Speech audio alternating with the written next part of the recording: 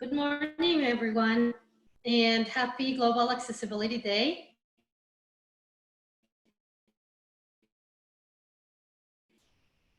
We are going to start with a poll question. So, Leanna, actually, I'm going to give it back to you. Leanne? And that's no problem. And the one thing that sorry, I hit mute. Haha. The one thing I did not do for everybody is share the opening code. The opening code for ACV REP credit is accessibility. So again, the ACV REP opening code is accessibility. So you want the laws applying to airfare, correct? Am I doing that one right? Yeah. Okay. Yeah. And whoever's running the slide deck, will you move that one forward for them, for those that need to see it as well? The first poll question for you is, which of these laws apply to airfare booking? Is it ADA, the Americans with Disabilities Act, WCAG, Web Content Accessibility Guidelines, ACAA, the Air Carrier Access Act, or all of the above? Again, if you don't have the access to the polls, you're welcome to put your choice in the chat. So ADA, WCAG, ACAA, all of the above. Wonder what we've got for our answer for most people out there. Okay, I'm going to end the poll. Again, you can still put it in the chat if you want and share those results. 67% said all of the above. 19% said ADA, 13% said the Air Carrier Access Act, and 1% said the WCAG.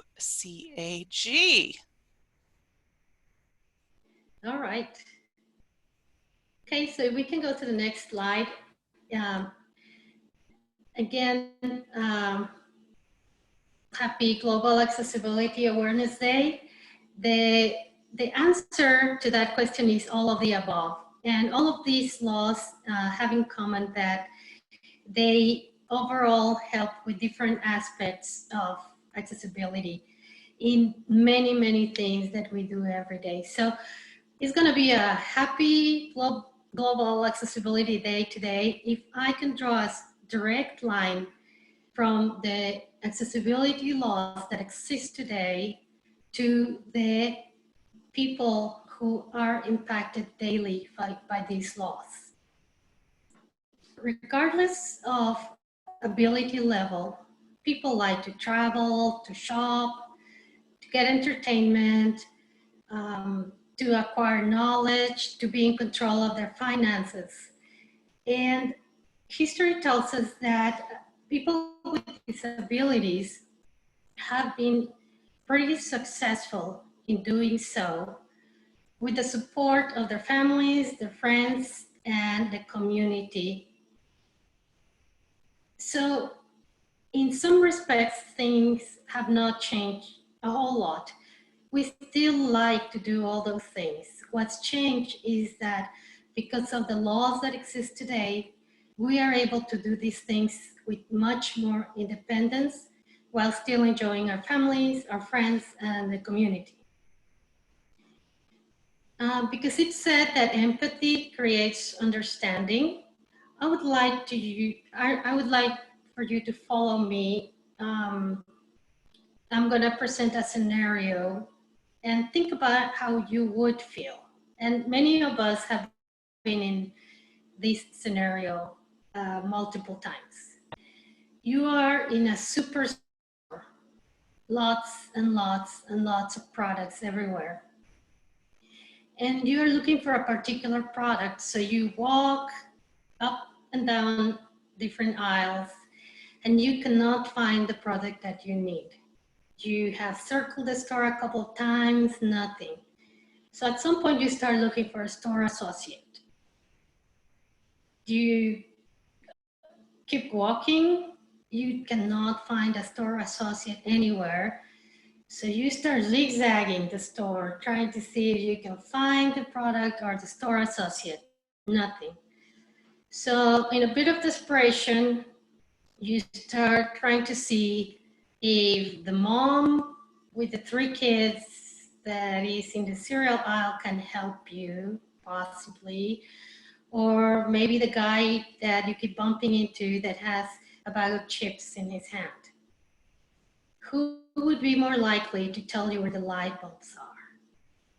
So we've all been in similar situations, right? So while you listen to our individual presentations, I want you to think about how you feel in these kinds of situations. It's possible that you feel uncertainty, not knowing if you should ask the customers or not, bother them, and even if they would have the answer to your question. It's possible that you feel frustrated when you cannot find an associate to ask the question that you have.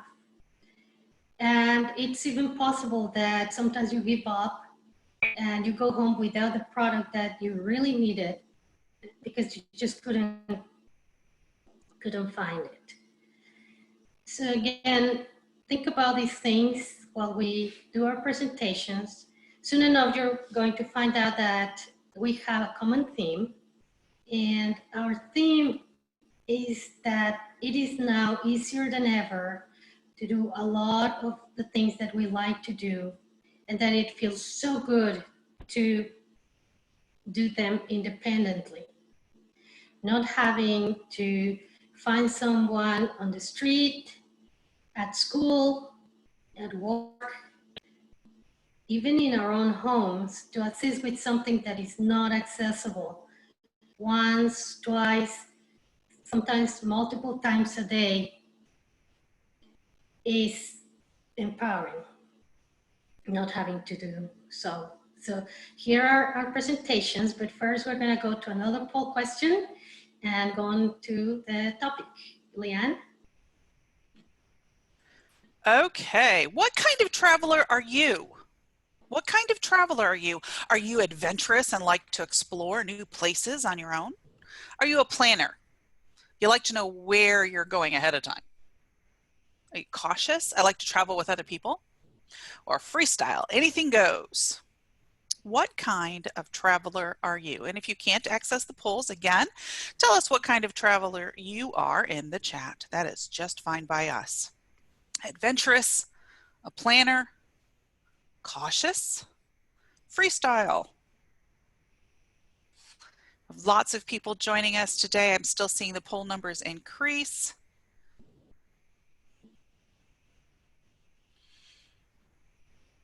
And I'm going to end the poll and share the results again. If you didn't get a chance, go ahead and put that in the chat.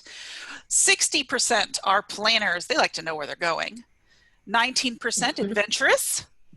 13% freestyle. 9% cautious. Very cool.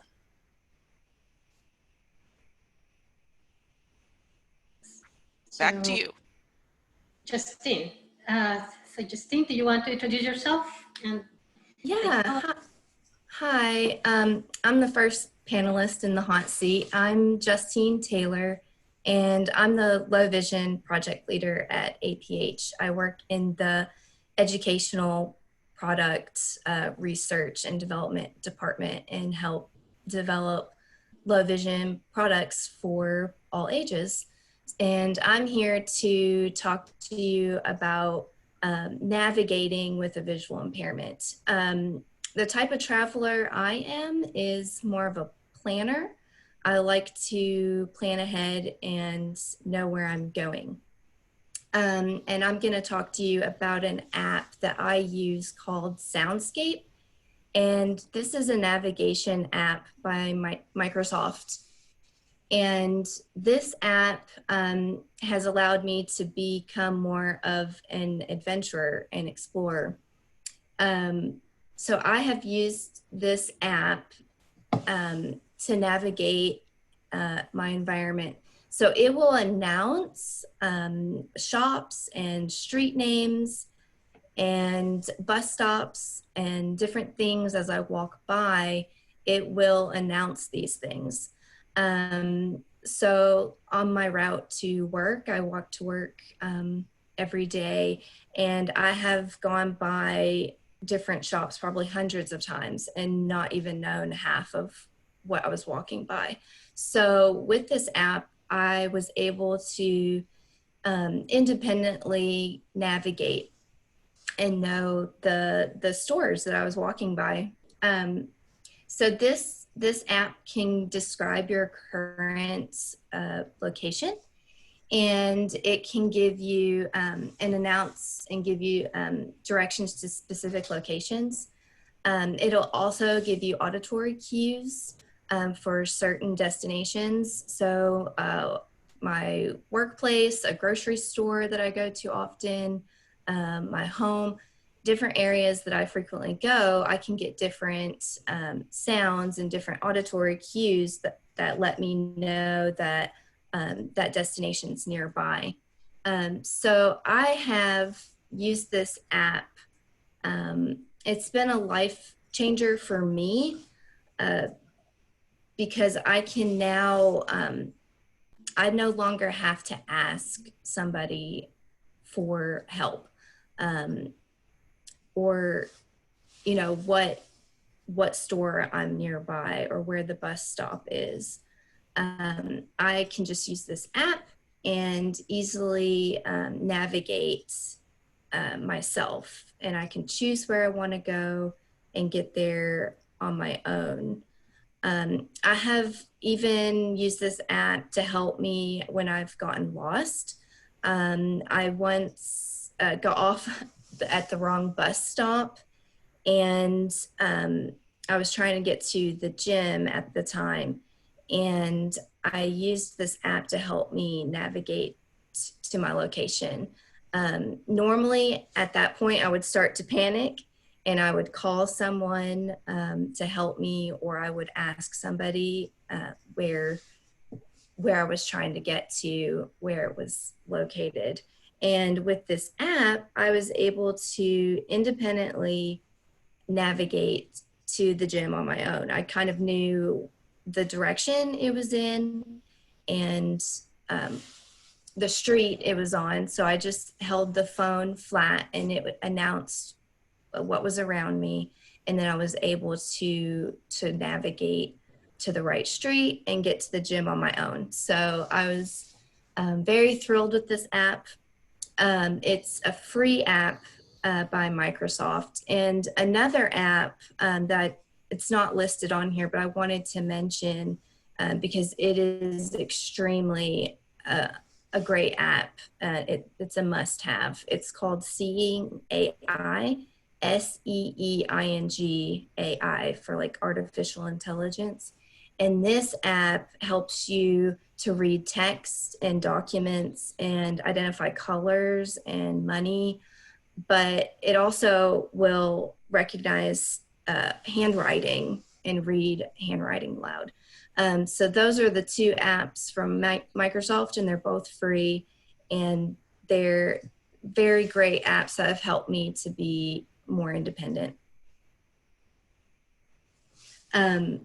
So I just wanted to share those few accessibility tools that's helped me, and that's it from me. So if we want to go to the next panelist, thank you. Actually, the next poll question, please. Okay, what is your big secret? Here's your choices. I love to shop for fun. I add things to my cart, but never purchase them. I only purchase what I need and some chocolate. I have so much money, I do not know what to do with it. What is your big secret?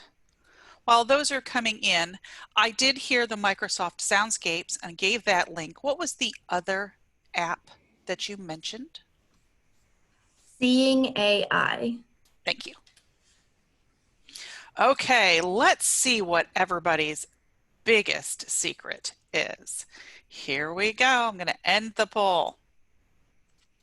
Well, it's almost a tie between all of them. Let's see. We have 35% only purchase what they need and some chocolate. 33% shop for fun. 30% add things to their cart but never purchase them. That would be me. And 2% have so much money they don't know what to do with it.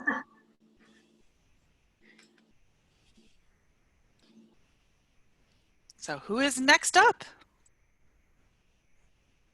Pamela? Okay, I'm just adjusting my audio here. Is this good? Can you all hear me okay?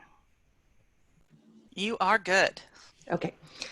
So I have two things that have really changed my life in terms of accessibility.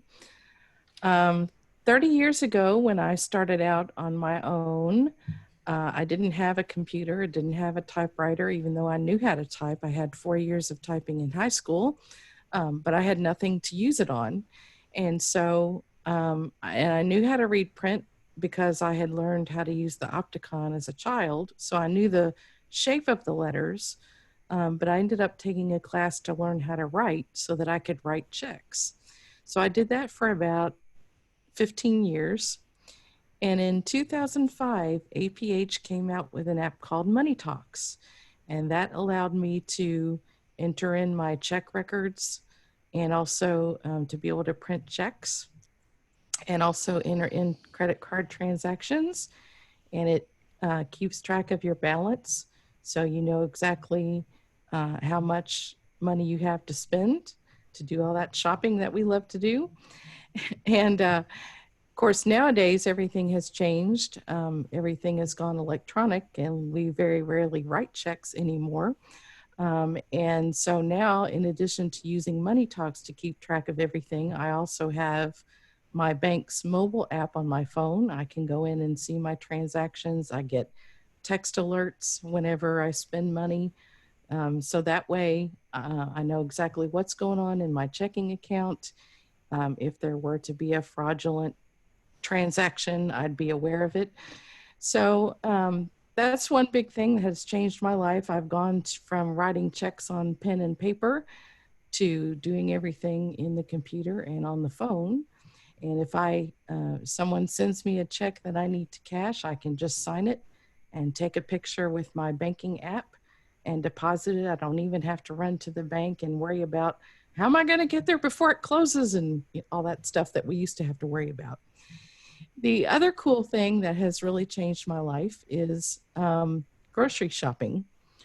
Before, when I started out on my own, you would have to take a cab or take the bus to the grocery store and get somebody to, walk around with you. And if you got a good shopper, it was a good trip. If you got somebody that didn't know how to read, it was a long day.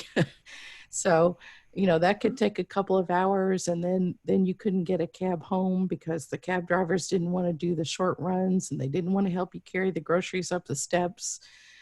I went from that to having somebody take me shopping. And so, I would only go maybe once a month. Well, I don't know what I'm going to want to eat, 3 weeks from now. I'm like everybody else, you get cravings for things or you find a recipe and say, oh, I want to make that. So now we have apps that we can shop with and have food delivered right to your door. So I use Instacart and also Shipt. Those two apps allow me to grocery shop and order my groceries whenever I want. So if I have a craving for some Oreos and I don't have any, I can make my list and have them brought to the door. Most times the same day. Of course, right now everything's a mess with COVID-19. Sometimes you get it that day, or it might be 5 days from now, depending on how booked up things are. But the cool thing about all this is it allows me to be independent and save the getting help for when you really, really need it. And now, because the way the technology has changed, it's not only good for blind people, but we're doing things like everybody else does, just like a lot of sighted people do. So it doesn't make you feel like you stick out so much. Yes, and I have not used the Walmart app, but they do have delivery as well. I know people who use it. It really has changed my life because now I can eat fresh foods all the time. My refrigerator is full And I don't stress about, oh God, I got to go to the store. So those are the two big things that have changed my life, being able to grocery shop on my own and browse and, see the nutrition labels when I'm shopping and have access to all the information that I need. And then being able to record the money that I spend and know how much I have left and feel like I'm in control of those things in my life. Thank you very much.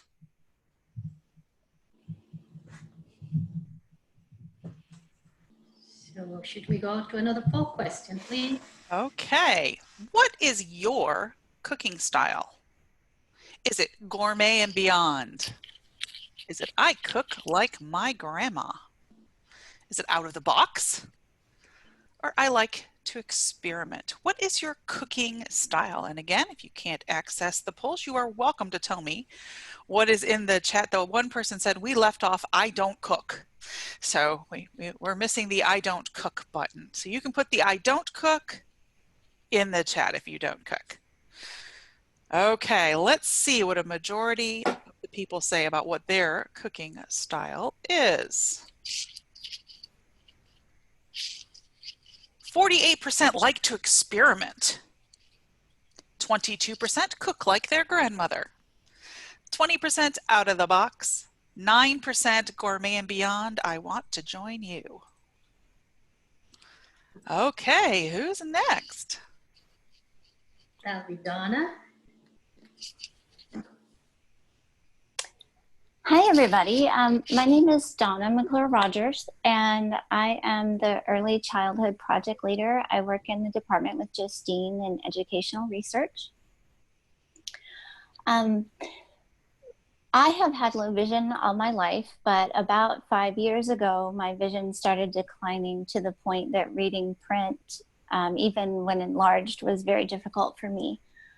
So it was, I faced a lot of challenges, but as a mother, the biggest thing that really kept me up at night was wondering how I'm going to handle the nutritional needs for my youngest child who has a food allergy. So I was introduced to my big life-changing app that is called Digit Eyes. It's DIGIT and then the word eyes. It is available on both Android and iOS, but it does need to have an internet connection to work because it works off of an online database. You can use this app to scan a barcode, and it will provide a lot of information on that product if it exists in the database. And if it does not, then you do have the ability to add that information in yourself. This was very helpful to me because I would go grocery shopping or send my husband to get things, and then after it was put away in the cabinet, I might forget what ingredients were in it, and then I would worry, can I feed this to my son? So I can scan this and it would give me the ingredients along with the title of whatever product it was. And sometimes the ingredients are even hard to read when you do have vision if they have, say, black print on a red background, because that can get very difficult with that lack of contrast. It would also include the cooking instructions. So I no longer had to memorize this goes in the oven at 450 for 20 minutes. This app would actually go back over that information for me, which was very helpful because I don't know if any parents out there have experienced this, but once you have kids, it's like you forget things a whole lot faster than before. You just cannot keep all that in your memory. So this was very helpful in that respect too. Unfortunately, this app does cost, or at least it did the last time I looked, it cost about $19.99. But I do believe that it was well worth it because, this allowed me to sleep at night. I was able to feel like I had more control over being a parent, and I didn't have to depend on someone else to help me, whether it was in the grocery store when purchasing or even when I was at home in the kitchen. And I'm so thankful to have this app. I know it sounds silly, but I keep it installed on my phone, and that way I don't have to worry about whether I have an internet connection or not when I'm using it. But that is about all I had. So I guess we're up for our next poll question.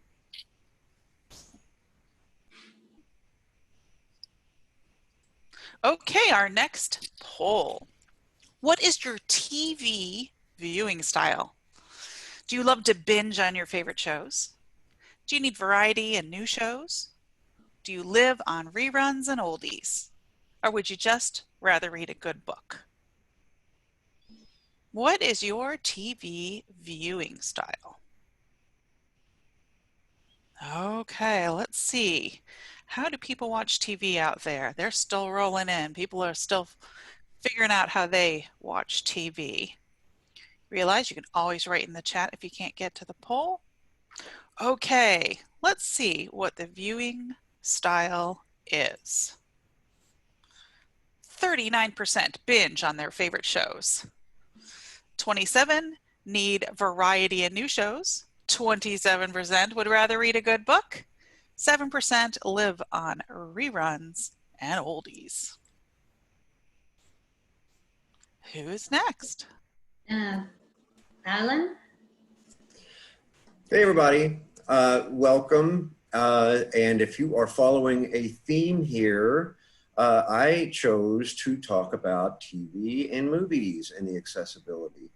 I'm Alan Lovell. I'm the Information and Referral Services Coordinator for APH. And, you know, it's really easy to get caught up in the entirety of accessibility as it has affected us in the recent, 10, 20 years. I chose to focus on one device, which is the Amazon Fire Stick. There are others that are similar and offer similar accessibility, but since I have the Fire Stick, I can speak about that more accurately.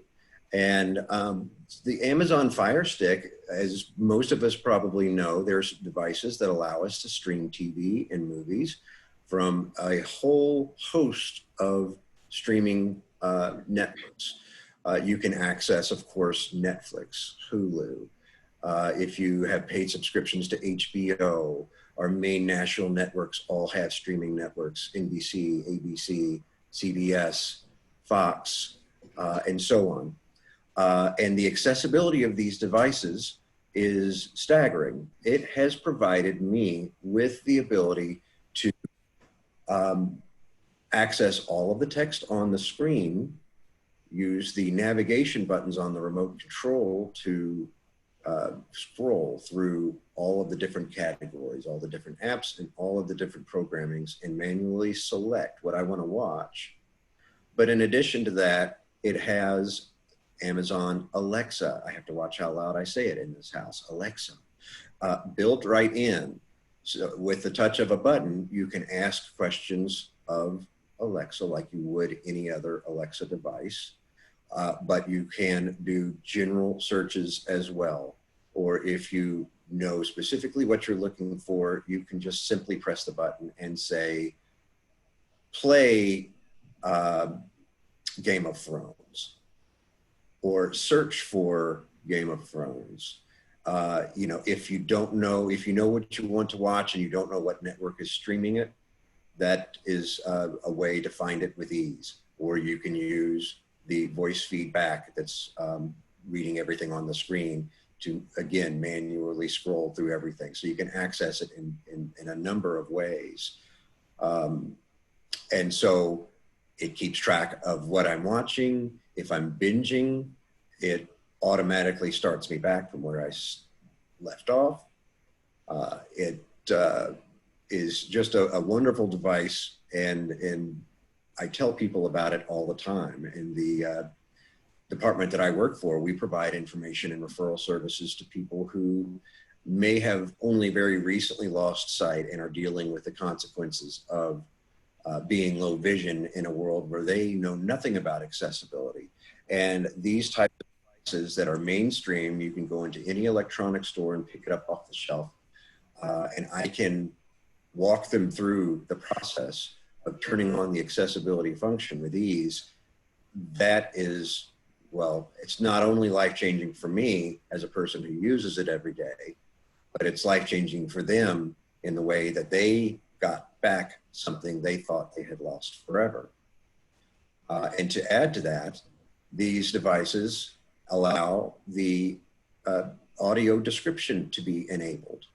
Traditionally, audio described movies had to be ordered special from specific companies that made them, and you had to purchase them and they would be mailed to you. Nowadays, you can access audio described television programming and movies right off of your streaming device. When you go into the menu, the settings menu, right up there with turning on and off closed captioning for the visually impaired is audio described. And in recent years, as recent as 2016, the FCC mandated that 82 hours per quarter must be made available from all of our major networks with audio description. The networks that are streaming cable and are only available through streaming devices are doing even better than that. Most of the programming I access nowadays has audio described. And so that uses available space in the audio between dialogue, where a person fills in the description, tells you what's going on the screen. They even describe the juicy parts. I've been surprised sometimes that they really just describe that, but I wouldn't have known what happened otherwise. So that has changed my life and has been really one of the biggest things to affect the accessibility in my life. And thankfully, I work in a position where I'm able to pass that kind of information on. Those of us in the field, tend to learn about these things by way of being associated with what we do, but there's a lot of people out there that don't. And I can binge and stream any television I want, when I want, without having to ask another person in the room, hey, what just happened there? That's crucial to the storyline and having to have someone describe that. So with that, I will pass it back to our next poll question. Okay. Which of these could go on your bucket list? Hiking Machu Picchu in Peru, visiting an elephant sanctuary in Thailand, taking cooking lessons in Bali, or castle watching in Old Scotland? Which of these could go on your bucket list? Hiking Machu Picchu in Peru, visiting an elephant sanctuary in Thailand, taking cooking lessons in Bali, or castle watching in Old Scotland? We already have someone who's decided that all of the above are on their bucket list. But let's see what a majority would put on their bucket list, and maybe we'll all take a trip. Okay, 42% castle watching in Old Scotland. That's me. That's the one I would have chosen. 29% hiking Machu Picchu in Peru, 20% visiting the elephant sanctuary in Thailand, and 9% taking cooking lessons in Bali. Maybe that goes with those people who weren't cooking to begin with. Who is next? Paul? All right, everybody. Welcome, everyone. My name is Paul Ferrara, and I work in the engagement department, which essentially is communication marketing. And my title is Communications Accessibility Editor, which is a fancy term for just saying that anything our department produces, I test it for accessibility. I do testing for the website and for whatever else is sent my way. And I soon will be a certified Braille transcriber if my test goes well. Sent that in on a response from that. I wanted to talk to you today about travel. And, one of the best things about this whole participation in this whole panel is there are so many things we're not going to get to today that are appropriate and that fit even in the categories we've talked about. Travel apps, television, barcode readers. There are other options of things that to us, and it's not just that one or two. We have many. Travel is important for me because I have lived in several different. I have family, none of whom are in Louisville. So if I want to see them, I have to travel. And even back way in the days of college and when I got out of college, if I wanted to travel, if I wanted to see people, I had to travel. And that was a difficult, arduous back in the day trying to plan travel. If you're a planner, and I am, if you wanted to take a flight, we'll stick with flights. It's pretty much the same for a bus or a train, but even more so for a flight because there were so many choices. So you had to start with calling the airlines, of course. And that meant for me lots of calls to 800 directory assistants, if that's even still a thing, and get phone numbers to the airlines that I knew about. There was no way to really research different airlines, so it's always possible that I had forgotten some. So it was basically, which ones did I hear radio commercials for or see TV commercials for, have somebody talk about? If you weren't advertising, I didn't know about you, so you got left off. So get the phone numbers, take those down or memorize them, whichever was more appropriate in that particular situation. Then you had to call them, which oftentimes, not always, but oftentimes meant time spent on hold. And we all know how much fun that is. That's one thing that never changes. But if you couldn't multitask and you just had to sit there and listen to hold music for a while, time wasted, no doubt. Then the next thing you had to do was find out if that particular airline went where you were going. Not so difficult if you were going to a big place. If you're going to New York or Los Angeles, most airlines are going to go there. You wanted to go somewhere maybe a little less large, like say Columbus, Ohio, maybe Indianapolis, places where cities, but even Louisville. A lot of airlines don't go to Louisville and certainly don't go there from everywhere else. You might be able to get to Louisville from Philadelphia, but maybe not from another place without one or two stops. So that was the next part of it. How am I going to get there? Who's going to go there? And once we figured that out, then you always had to a note take or braille device or something to write down you were given and the flight times and days. So maybe you knew exactly when you needed to fly, what day, and your preferred time. Maybe you were a little more flexible. And the more flexible, of course, the more time on the phone because you had to compare days. Is it better for me to leave on a Tuesday? Is it cheaper if I leave on a Thursday? Does it make any difference? What about the time of day? So some of these calls could get pretty lengthy as you're trying to get all the information you need. And if you were happy with what you heard, a lot of airlines would let you do a 24-hour hold to keep the price. So that was something that you would have to do and then call back in and hope that they honored your request and did it right. So let's say you got through that whole process.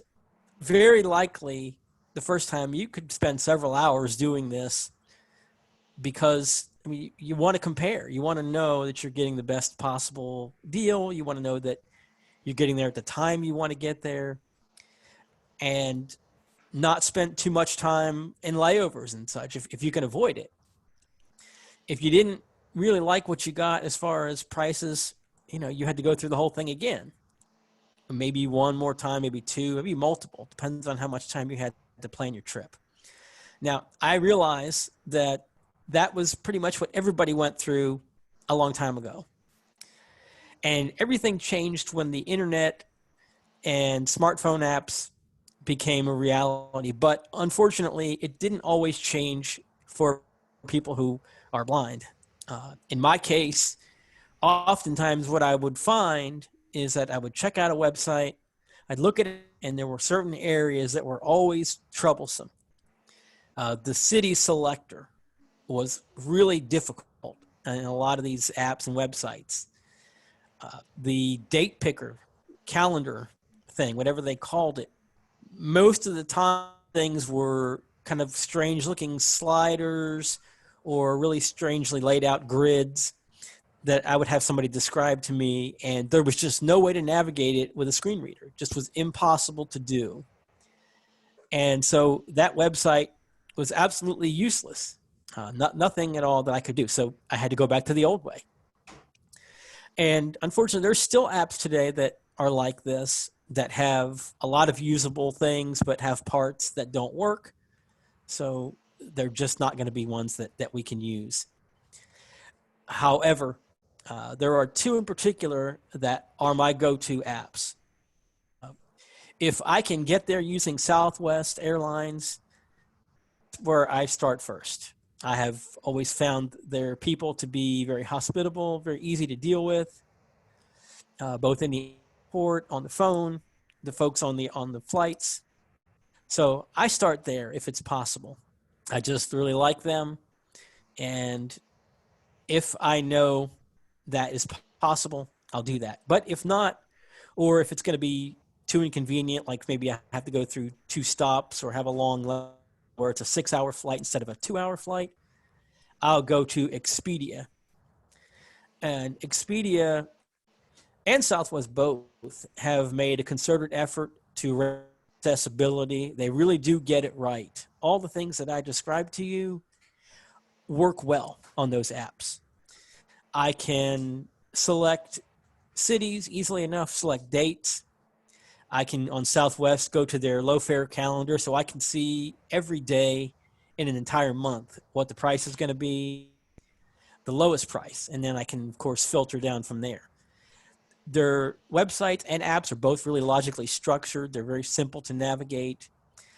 And if I want to look at hotels, do that, I can find out information about the amenities, the price, a little bit about what the hotel is like. And if I ever needed to, for any reason, you can book cars accessibly on those as well. Even find out a little bit more about the destination where you're going to and get some tourist info. So I have to say, when I want to travel now for pleasure, those are the 2 apps I go to. If I want to just consider traveling, I want to be one of those ones that puts something in the cart and doesn't get it, just to kind of would be, I can do that too. We talk so much about being able to travel independently, and that's great, but it's just as important that we can plan independently as it is that we can actually travel and go somewhere. So both aspects of it are extremely important. And for travel planning, I really appreciate the work that Expedia and Southwest done to make that easier. That's all I have to say. So let's turn it back over to the next poll question. Okay, thank you so much. Which career would better suit you if you didn't have the one you already have? Is it astronomer of the stars, a railroad conductor, a master distiller, an art therapist? Which career would better suit you? This is an interesting question. Okay, still got lots of people answering what their career would be. But again, if you can't access the polls, you're welcome to put it in the chat. Well, let's see what a majority of people chose as a career that would best suit them. I'm gonna end the poll and share. 40% art therapist, 25% master distiller, 19% railroad conductor. My cousin is actually a railroad conductor. And 16% astronomer of the stars. Okay, who's joining us next? Jessica.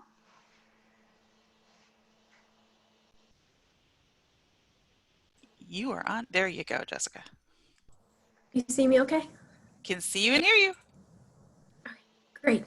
All right. Hi, everybody. My name is Jessica. I'm the Communications Associate at APH. I work on the Marketing and Communications team. I handle everything that has to do with products. So you can see me writing brochures, product blogs, product web descriptions, anything product related. That's what I do. And I am a recent college grad.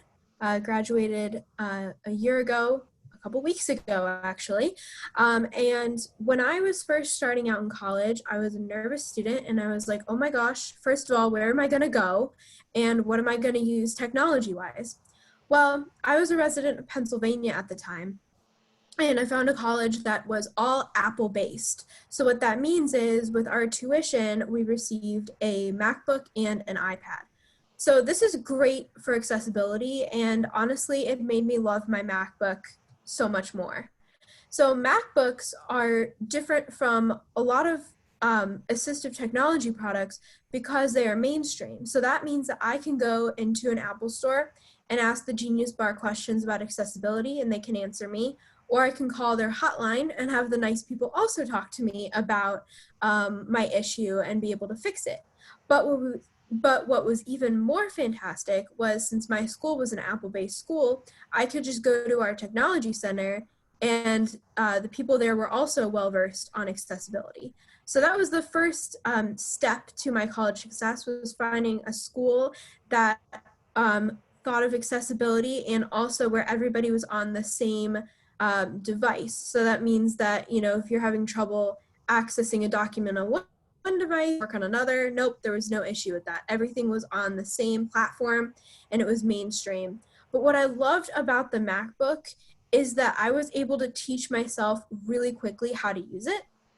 So I'm an iPhone user, and on the iPhone, you're able to use different gestures, like double tapping to select things. And on the Mac, one form of navigation is using the trackpad.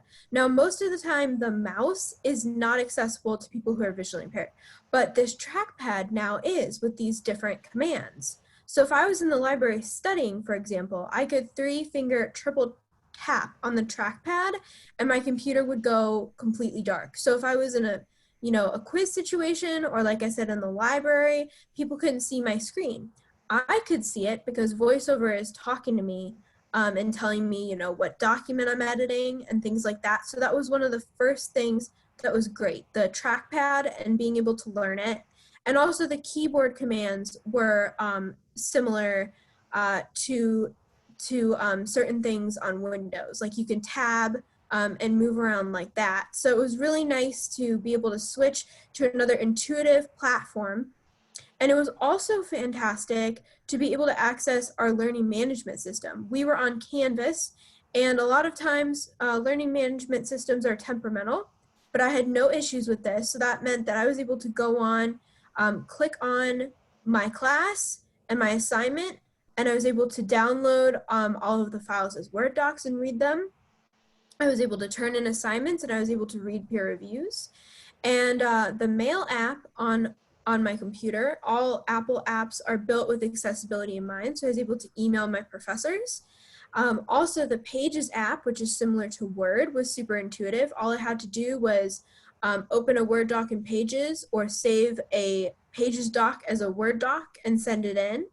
It was really fun and awesome to learn that, like your iPhone, the Mac also has dictation. So if I was running late and I needed to send a quick email to my professor and say, hey, unfortunately, I'm in the art building and the shuttle is late, so I can't get to class. I'll be there in like 5 minutes. I'm so sorry. Feel free to mark me tardy, that sort of thing, so that they at least know that I'm coming, or to even send a quick message to my friends to let them know where I'm at.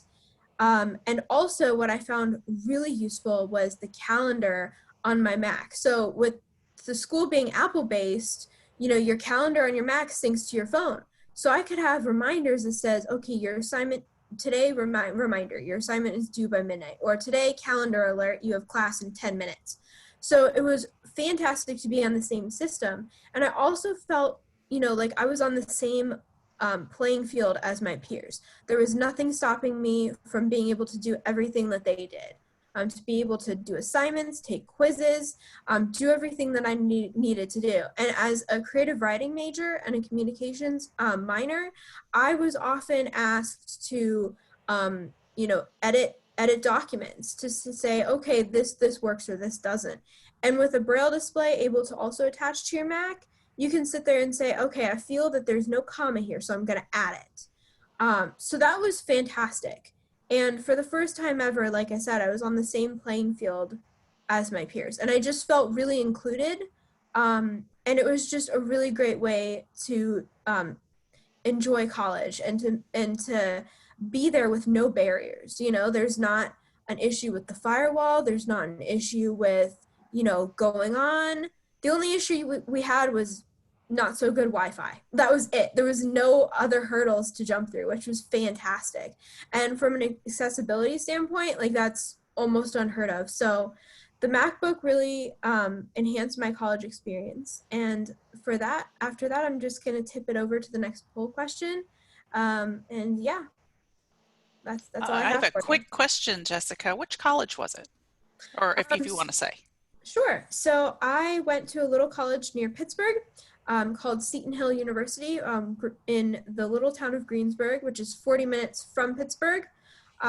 We were a little Catholic school on top of a hill, and as you would, you know, the name Seton Hill. We're not Seton Hall. Seton Hall is in New Jersey. That's what we always get asked. And as a creative writing major, fun fact, it looks like Hogwarts. I'm a big Harry Potter fan, so the fact that it looked like Hogwarts and it's small size, and obviously that it was Apple-based, it was just one of the best places I could have chosen to go. Thank you so much. Okay, the next poll. Where did you spend spring break? Okay. Traveling from the living room to the dining room, a camping trip in the backyard, nature immersion on the deck or porch, adventure digging artifacts out of your closets. Where did you spend spring break? And if your answer choice isn't in there, you are welcome to use that chat. So where did you spend spring break? If it wasn't working, what you did as well as work. Okay, let's see where everyone spent their spring break. I'm going to end the poll. 53% were traveling from their living room to their dining room. 26% nature immersion on the deck or porch. 20% were digging artifacts out of their closets. 1% made a camping trip to their backyard. We also have visiting family, social distancing with family at the beach, working at home, or you didn't get break at all. Who are we turning it over to? Now it is my turn. My topic is home life, and I just want to share a couple of stories. You see a lot of products that I listed here, so I'm not going to touch in every one of them, but I have to tell you that I am all about my comfort. So I love to be comfortable at home, which now it turned out to be the best thing now that we have to be at home many times. So you see that there's a list of products, and they're all mainstream products. Because of these laws, and because now we have smartphones and smart speakers and so forth, we are now able to use mainstream products where in the past we used to have like the choice of one programmable thermostat that was accessible, or just everything had to be like dedicated to one device that was accessible while everyone was using something else. So I'm going to tell you which of the items listed are my two favorites. One of them, of all things, is my Philips Hue Lights. the reason I find them so useful is because I am totally blind and I live on my own. So many times after, especially after gathering at my house, a party, or people just visiting, I didn't know if the lights were on and off, or I would forget if the switch had to be up or down. It's a fairly new house. So it's one of those that has switches on 2 or 3 different parts of the room that use the same lights. So it was kind of a nightmare. The only way to know if the lights were on and off on your own was to use this thing called a light probe. And imagine after a party having to walk around room by room, pointing at the ceiling, trying to see if the light probe would make a high-pitched sound. And just also outside pointing at my porch light just to see if the light was on or off and so forth. So with the Philips Hue Lights and the app that comes with it, you get a list of your lights. You can group them. You know, you can have all the living room lights on the same category and so forth. And you can just see which ones are on, which ones are off. You can program them. You can have them on time schedule, and you can do everything on your own. And it's the same thing with all the things that are listed in this slide. My other favorite product is my robot vacuum cleaner. And when I was setting it up, let me back off. My guide dog's name is Carlton. It's a black lab. And when I was setting up my robot, because from the beginning, from when you take it out of the box, you can do everything on your own. So I was starting to set it up, and you can give it a name. So I named my little robot Carl's Butler, because I knew that his life was going to be dedicated to picking up dog hair around the house. So I was very surprised after a couple of times, because at first you kind of need to see that it doesn't go places that you don't want it to go. And it has some magnetic boundaries to do so. So the first couple of times that I used it, I was outside and all of a sudden I get a text message. And it said, "Hello, I am Carl's butler. I'm stuck. Please come free me." That was so hilarious. I didn't expect the little guy to be talking to me. So the other piece of accessibility with this robot is that, of course, you don't know where it's stuck and you cannot see it. So they put within the app a button that when you touch it, it makes the vacuum cleaner make a noise, a beep, beep, beep, beep, beep, beep, beep, so that you can audibly find the vacuum cleaner. So this is one of the best examples of universal design that I've seen. You can get it, the text through the phone. You can set it up. All the buttons are tactile. There's just a few things that are not necessarily accessible in one way, but they're accessible some other way. So it is just, again, very empowering for us to be able to do these things with mainstream products, as opposed to dedicated products that nobody else used or knew how to use or anything like that. So with that, I'm not going to spend too much time with the other products, but I want to tell you that at the end we have named every product that we talk about here. We have created lists, and also we're going to direct you to our accessibility hub where everything is listed and with links to each app and each product that has been mentioned here. So thank you, and we are ready to accept some questions at this point. Okay, so one thing, just so you know, is I have been placing the link in the chat periodically, depending on what their questions are. So that link to the Accessibility Hub has been going on. And yes, we're definitely recording this, which would help. I did have 2 questions that would be going to Jessica. Jessica, is the MacBook compatible with Google Docs? And then would love to hear feedback on that accessibility with programs such as Page and Keynote. So I know that people do use Google Docs on the Mac.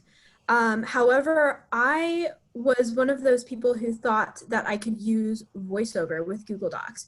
I found out recently that Google Docs you can use VoiceOver with it, but you have to use different commands. So you can't use it with regular VoiceOver commands. Google has its own set of commands that you have to use with Google Docs. I actually was recently on a webinar about how to use Google products, but that was for Windows. So I know that Google has its own accessibility page. So I actually am in the process of teaching myself how to use Docs. Unfortunately, if I had known there was different commands to use, I probably would have used it a little bit more in school, but I know that you can use it. It's just a matter of teaching yourself how. And for the other question with Pages and Keynote, I found Pages super accessible. I haven't had any issues with it. The only thing with Pages is that it's very hard to read track changes in Pages. I have not had success with that. And then I actually haven't used Keynote a whole lot, but I've heard that it's very accessible. Okay, if you have a question, if you will type it into the chat, that is the easiest way we're able to get the information to our panelists. I am hearing, just so all of you know, loved how you shared each of the apps, the devices, and how they changed their lives and made you more independent. Many people are planning on sharing the recording with their students. So that was something that we're seeing quite frequently inside. And they loved that you did not spend a bunch of time on legalese.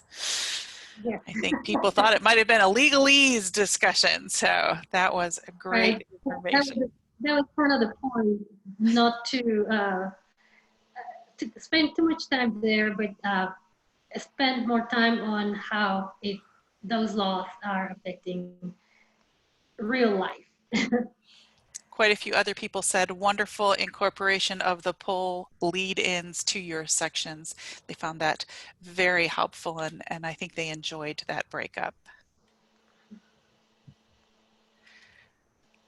Any other questions that you have for your panelists, either about the app they mentioned or an app they might not have mentioned solving a real-world issue? Some people are saying, I love my gadgets, but I love hearing from other people. Does anyone have concerns about accessibility and privacy? I'm not sure which one of you might want to answer that one. I'll answer. I don't. You hear stories, like everything else. For the longest time, people didn't want to use credit cards. They wanted to use their checkbooks for years and years, and some people still do that because they're concerned about privacy and things like that with credit cards. And now, of course, there's the speakers, the smart speakers, and other things also are newish. And we are all learning that, yeah, there are breaches sometimes and things happen, but in my view, they're random enough that I do not worry about those things. I have never had any issues with anything. If anything, I've seen a couple of things in my bank account. I report them to the bank and immediately the banks take care of things. So I am not very concerned about it. Anyone else wants to share? I can add on to that, Maria. This is Alan. Sure. And I agree with you. And when you refer to credit cards and things, of course, we have protection in place now that helps us with that. And that's not even just a blind issue, but that's across the board.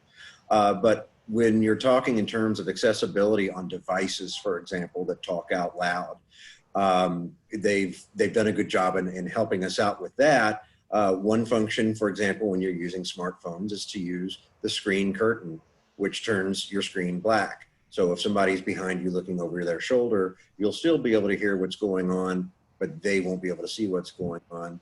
And to add on top of that, well, I guess this is more of a piece of advice than anything else, but I use earbuds a whole lot. That puts the speech that I'm hearing in my ear because you don't want to receive a text message or a notification that other people can pick up on. Another handy tool is that I've been using devices that talk for years. Therefore, I'm able to understand it at a very high rate of speech, which most eavesdroppers tend to laugh at and say, how do you understand that? And I just simply have to say, years of practice. Yep. This is Paul. I was going to say a lot of that, so thank you, Alan. But there are times when you can be your own worst problem with privacy. For instance, I've seen people that, for whatever reason, they have their phone up so loud, and I'm 10 feet away from them, and they're using voiceover, and I know what their 4-digit passcode is on their phone because I've heard them enter it, and it's so loud that if anybody were to get a hold of their phone, you could put that code in. I mean, that's just, you just have to be careful. Like if I'm at a store, for instance, or somewhere, and I'm getting an Uber or a Lyft, which we could have talked about today too. Occasionally I'll want somebody to see the screen and see where the person is on the map. Let's say it's told me they're 3 minutes away for the last 5 or 10 minutes. Then I want to know, and I'm okay with showing somebody the screen and having them tell me, oh, they're stuck at a red light. And the other thing is, and we didn't mention IRA today either, but they've been a huge help for things like credit cards. There is no way that I've found to come up with a trustworthy way to read the CVV code on the back of a credit card without visual help. None of the apps I've been able to try have done it. So that's where you need some sort of human interaction, and IRA's been great for that. I also want to say something too. So I have visually impaired friends too who use dictation on their phone all the time. So you can hear them sitting there and dictating a text message. So that kind of, negates the whole privacy concept. But the thing I always tell myself is, it's just like sitting there listening to a person talking to someone else. If you happen to be there and eavesdrop, that's just how it goes. But obviously, if you're dictating a text, you don't want to, say something out of line or rude or inappropriate. Most of the time, if I'm out in public and I'm dictating a text, it's just to say, hey, I'm on my way, or hey, where are you? If someone hears that, usually it's, it's no big deal. And also what a lot of people are doing to add privacy to their phones is they will bring a little braille display with them and type on it there. And that's another thing that is useful at times.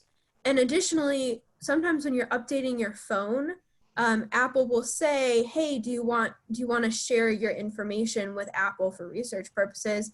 And you can just hit no. And apps that want your location, so let's say you're on Facebook and they say, I want your location, you can say no. Obviously, if Uber wants my location, I'm going to say yes because I need a ride. But there's like little prompts like that you can follow to help yourself with privacy. And what I always tell people is what my parents told me when I was a kid. They said, if you don't want your grandma to see it, it shouldn't be on your phone. So if someone gets a hold of your phone, you don't want anything on there that's, that's going to encrypt you. And a lot of times too, like if you're paranoid about someone seeing your password, don't keep it on your phone. Write it down somewhere else and hide it somewhere in your house. So there are little steps that you can take even if you aren't visually impaired to protect yourself. And I think all those things are universal. You know, anything that sighted people do for privacy, we can do that too. So I don't think that we have any unique products when it comes to privacy. Though some unique ones that I would say would be the earbuds and the black screen. Definitely not something that light dependent people are frequent users of all the time. So that was very helpful, and people in the chat said so as well. They're also saying they want you to have another webinar, so maybe you need to do it sooner than the next Global Accessibility Awareness Day. They found this extremely helpful and are so happy that you weren't a bunch of lawyers.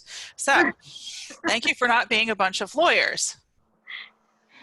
Right. You know, You can this add is some Pamela. topics in the chat if you have any in particular. That might be helpful. Okay, those of you that are really looking for another webinar similar, please let us know what you would like the webinar to be about. I think all of these wonderful panelists would be happy to discuss them. So, and I will make sure that they get the chat. Most of them have turned off JAWS for the practicality of it. So. And I want to say that for the purpose of this presentation, we want it to be brief and not necessarily talk too much about the technicality, the technical issues or aspects of the particular apps. So if you're interested in us covering all kinds of TVs and accessories and description and that kind of thing, we have plenty of things to talk about when it comes to travel, to cooking, to shopping. We have tons and tons of experience amongst all of us, and we'll be happy to approach topic by topic and just focus on something that you would like to learn more about. Okay, I am not seeing any more questions, though I'm seeing lots of comments of ideas for your next webinar, so we'll make sure you get those.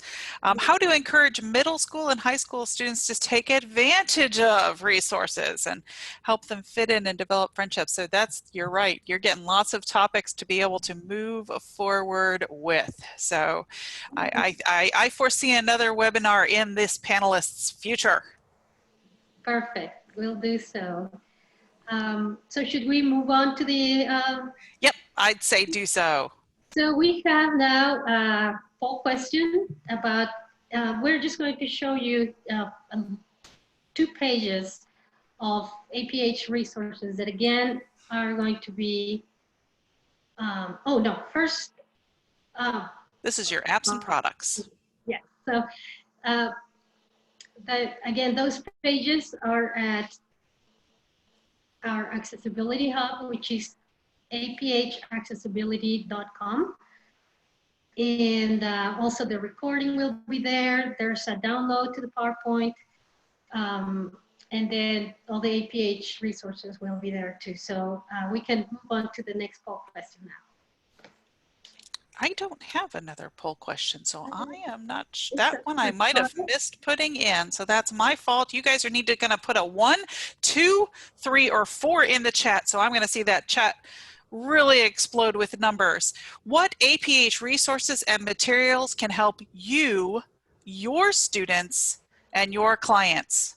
Is it 1, the Accessibility Hub, 2, the Connect Center, 3, the Miguel Library, or 4, all of the above? And we are just exploding with a bunch of 4s. So there's a few 1s sneaking in there. I did see a 3 sneak in there. Lots and lots of 4s, all of the above. The resources and materials that can help you, your students, and clients. Accessibility Hub, Connect Center, and Miguel Library. Lots and lots of 4s, all of the above. All right. Perfect. So again, thank you so much for being part of this panel presentation. Thank you everyone for presenting and for being here. And I hope that you keep in mind those things as far as being aware of how things are for us things have changed tremendously throughout the years. We are very lucky to be living this time when we are able to access so many things that are just mainstream devices, mainstream information. But the laws are there for a reason, and sometimes we don't see anything come. You know, ADA has been there since the 80s, and they keep modifying the language to accommodate new things that are coming up. So coming out and that are part of our lives now. So just be aware of those laws and celebrate with us today. And we will see you next time in another webinar. We will be planning accordingly to what you are telling us that you want to see. Thank you very much. Thank you all.